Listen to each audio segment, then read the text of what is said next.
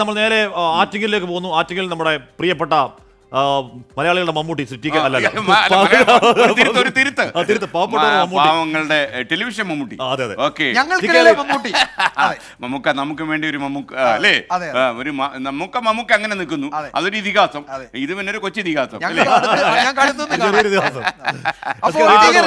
Good morning പാവങ്ങളുടെ മമ്മൂക്ക.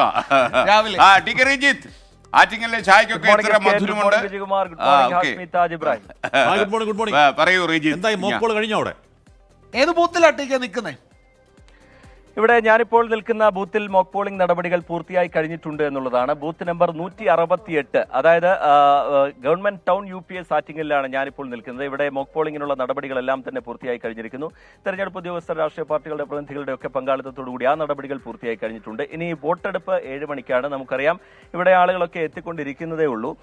അതിനുവേണ്ട സുഗമമായി വോട്ടിംഗ് സൗകര്യത്തിന് വേണ്ടിയുള്ള എല്ലാ ഒരുക്കങ്ങളും ഇവിടെ പൂർത്തിയായി കഴിഞ്ഞിട്ടുണ്ട്.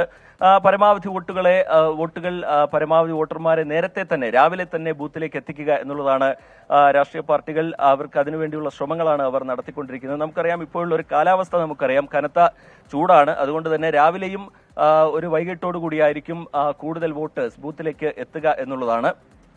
അതിനുള്ള നടപടികൾ അല്പസമയത്തിനകം തന്നെ വോട്ടേഴ്സൊക്കെ എത്തിക്കൊണ്ടിരിക്കും. ചില പ്രശ്നബാധിത ബൂത്തുകൾ ആറ്റിങ്ങൽ മണ്ഡലത്തിലുണ്ട്, കാട്ടാക്കട പോലുള്ള മേഖലകളിലൊക്കെ ഉണ്ട്. അവിടെ ശക്തമായ സുരക്ഷ തന്നെ ഒരുക്കിയിട്ടുണ്ട്.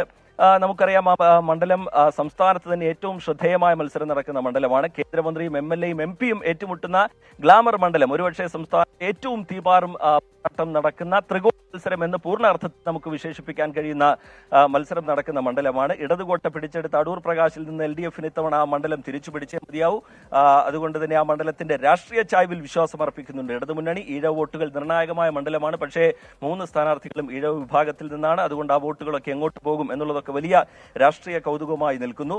2019 ആ ഇടതുകോട്ട അടൂർ പ്രകാശ് പിടിച്ചെടുത്തതാണ്. ഇത്തവണ ആ മണ്ഡലം നിലനിർത്തുക എന്നുള്ളതാണ് UDFന്റെ വലിയ വെല്ലുവിളി. പക്ഷേ ജില്ലാ സെക്രട്ടറിയെ തന്നെ, വർക്കല MLA തന്നെ LDF നേതൃത്വം കളത്തിലിറക്കുമ്പോൾ സംഘടനാ സംവിധാനം എത്രത്തോളം ശക്തമായി പ്രവർത്തിച്ചിട്ടുണ്ട് എന്ന് നമുക്ക് വ്യക്തമാകും.